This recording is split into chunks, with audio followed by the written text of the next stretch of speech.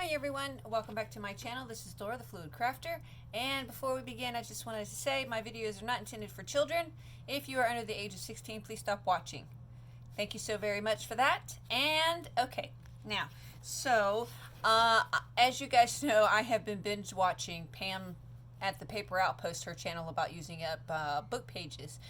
And she has inspired me so much, and I got to thinking today, many of us when we first start out, I mean, we don't really have a whole lot of stuff. You know, over the years we accumulate these things, right? Okay, so for someone who's first starting out, that may have started collecting books and maybe getting them out, and now all of a sudden they have all these book pages and they're not sure what to do with them. Well, if you can't afford cardstock, and if you maybe have some but a limited supply, and you want to keep that cardstock so that you could use it on other projects that really, need that heavy, sturdy cardstock. I I was sitting here and I was thinking, okay, what else could I do with book pages? Now, this is not completed, but I wanted to kind of give you guys an idea of what I was working on today. And I had this idea of, okay, file folders we make folios out of, right? Book covers we make lap books out of. And then so I thought, well, if you only have book pages and, like, say some glue or glue sticks, why not use those to make a folio of some sort, only using book pages and maybe like some digi printouts that you can print on regular printer paper, right? Nothing extravagant, nothing that's really expensive, very easy to do. So what I did today was I made a small folio, okay, Christmas themed, but it also has some other things in here that's not really Christmas, but I just kind of stuck them in here so you could kind of see how you could put things into it. So I wanted to show you what I was doing. Okay, so let me show it to you and then I'll explain. Okay, so you have your front piece, okay, then you turn one page. This here is one of those little pockets that we made in the last video. Then you have a pocket here. Now this is all book pages that this is made from, okay, and digis, like on printer paper. Nothing, like I said, nothing extravagant. Then you flip over, and then here is another page. And then you flip again, and then you have a writing page. And then you come over here, and then you have this section. You flip it out. Here's one of the big pockets that we made in the other video. Here is another pocket. Flip it open. So you can see how it flows, right? Okay. And then you have journaling here, and then this here is just a fabric flip up. And this here applique I got from my friend Shamel. It's so gorgeous. Look at that. Isn't that stunning? So I just put it on top of some Christmas color plaid Christmas colory type things, just to kind of make it pop out a little bit. And it's so simple. And so it just folds up, and then on the back I just covered it. And like I said, this is not finished.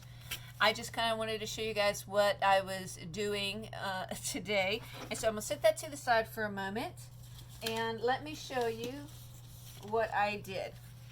So these, I didn't cut them down. I just used them as they were. Let me put this up here out of the way really quick. Okay, and so what you would have is, let's just start with the basics here, okay? I've been trying to do new things that are not the same old. Okay, so you have your two pages, and so you would just put these two pages together. You would glue those together, or use some really strong double-sided tape that's not going to come apart. Okay, so you would put those two together, and then you would create your first two flaps, right? And then you would create your backboard. You would take another sheet, fold it in half. And now you can turn this either way that you want to turn it. I was turning mine this way to keep the pages kind of going the same way. You would glue this one down to this one. Now, make sure you stay a little bit away from the fold line, so that way it will still fold into itself. And so on the other side, you will have just a small lip from your other page. You can make that into a pocket, or you can just trim it off, or you can leave it on there like I did, because I'm actually going to be putting some ribbons and some laces and things like that on mine. So you can always just leave it there because it's going to get covered up later. And then, so there's your 3 pages, or your 2 pages on this side, because this one's going to be glued down, right? Okay. So then you take another one.